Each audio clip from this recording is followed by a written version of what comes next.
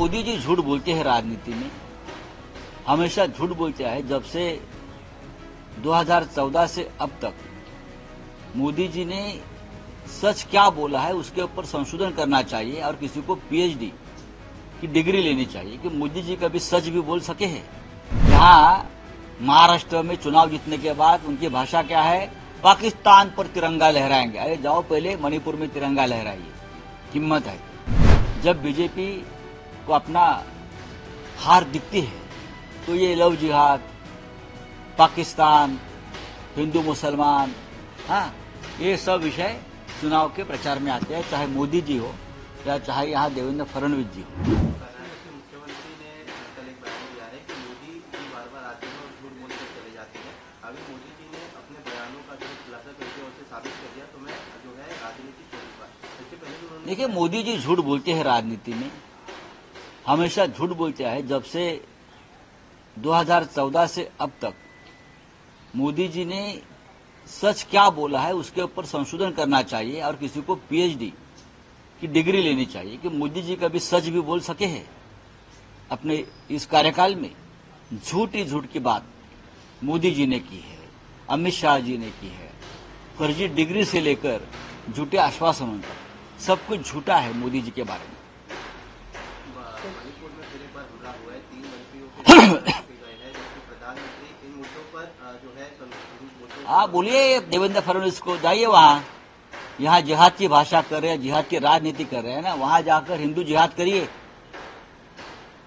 यहाँ महाराष्ट्र में चुनाव जीतने के बाद उनकी भाषा क्या है, पाकिस्तान पर तिरंगा लहराएंगे। अरे जाओ पहले मणिपुर में तिरंगा लहराइए, हिम्मत है तो। यहाँ क्या बात कर रहे हो?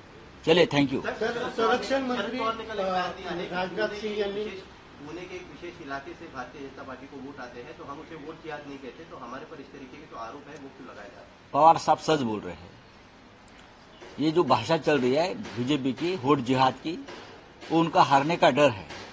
जब बीजेपी को अपना हार दिखती है तो ये लव जिहाद, पाकिस्तान, हिंदू मुसलमान, हाँ, ये सब विषय चुनाव के प्रचार में आते हैं, चाहे मोदी जी हो या चाहे यहाँ देवेंद्र फडणवीस जी हो। पवार साहब ने ये सच कहा कि एक एरिया से सभी वोट बीजेपी को मिलते हैं, तो क्या हम कहेंगे जिहाद है उनका? ये नहीं, लोकतंत्र है, सबको अधिकार है वोट देने का। जो अधिकृत वोटर है वो मन चाहे अपना वोट किसी को भी दे सकता है, चाहे हमको दे या चाहे और किसी को दे। हमारी ये भूमिका नहीं है कि ये वोट सब हमको ही मिलना चाहिए। हम कोशिश करेंगे कि वोट हमें मिलने चाहिए, हम उनको कन्विंस करेंगे। लेकिन अगर हमको किसी ने वोट नहीं दी है तो हम उसके ऊपर कोई आरोप नहीं करेंगे कि आप ये जिहाद कर रहे हो, आप वो कर रहे हो। नहीं, ये बीजेपी की मानसिकता है। आप बोलिए। में जाना चाहेंगे, आज जो है बाला साहब ठाकरे की स्मृति दिन है, 12 साल जो है हो चुके हैं, क्या कुछ मामला है? हिंदू हृदय सम्राट शिवसेना प्रमुख बाला साहेब ठाकरे जी का स्मृति दिन, 12 साल बीत गए हैं। बाला साहेब हमसे सिर्फ शरीर से गए, उनका विचार हमारे साथ है।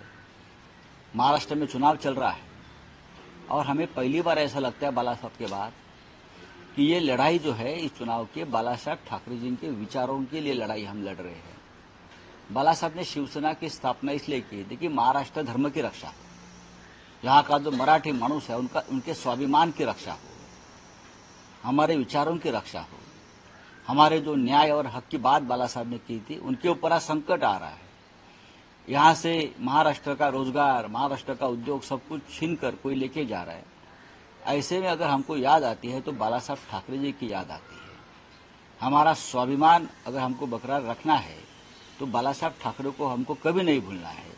इसलिए आज का दिन उन्हें याद करने का है, उनके विचारों को याद करने का है और हम जरूर उनका विचार लेकर चुनाव में लड़ रहे हैं।